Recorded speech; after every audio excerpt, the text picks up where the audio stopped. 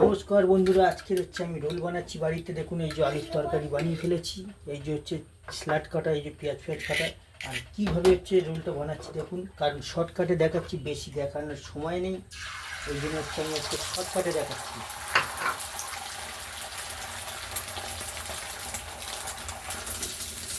আর এইভাবে বাড়িতে রোল বানাবেন আর নিজেরা বাড়িতে বানিয়ে খাবেন।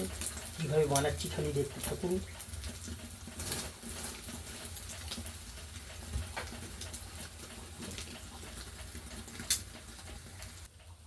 দেখুন কীভাবে রোল, এই যে দেখুন এই রোল মোটামুটি রেডি হয়ে গেছে। দেখুন এরপর এটাকে মুড়বো টুড়বো সব কিছুই দেখাবো, একটুখানি ধৈর্য ধরুন, আমি আবার দেখাবো সব কিছু।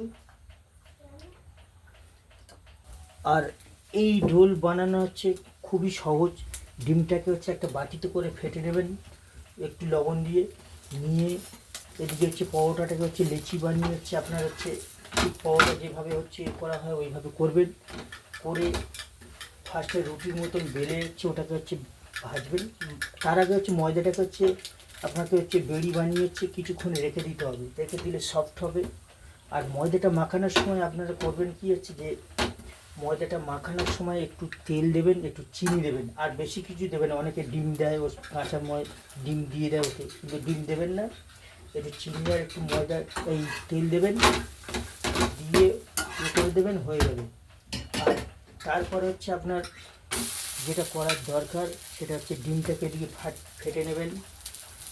ডিমটাকে ফেটে নিলে একটু আলুর তরকারি বানিয়ে নিলে আর স্যালাডটা কেটে নেবেন। নিয়ে বেশি কিছু যে যেমন খায় লঙ্কা পেঁয়াজ দিয়ে আর আলু দিয়ে মুড়বেন, হয়ে যাবে।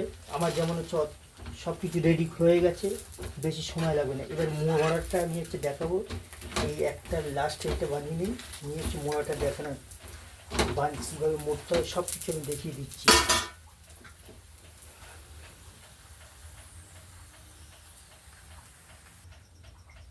আর এই যে এখন যে যেমন সস খায় সে তেমন সস দেবে। আমি এখানে টমেটো সস দিচ্ছি আর চিলি সস দিচ্ছি, রেড চিলি সস আর টমেটো সস দিচ্ছি, যার যেমন ভালো লাগে। আর বিট লবণ যে কেউ খেতে চাইলে বিট লবণ দিতে পারেন। এটা আমার আপাতত কমপ্লিট হয়ে গেছে। এটাকে এবার আমি এইভাবে ভাজ করছি।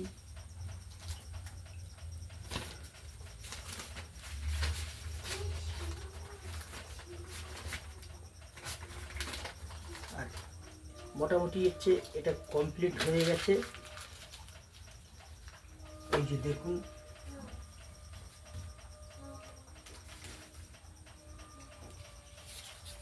আর এখন আমার রোল কমপ্লিট হয়ে গেছে। দেখুন এই যে আমার রোল বানানো কমপ্লিট হয়ে গেছে। এইভাবে বাড়িতে সবাই বানাবেন আর খাবেন, আর হেভি সুন্দর লাগবে। আমি এটা বাড়িতে বানিয়েছি, আপনারাও এইভাবে বানান।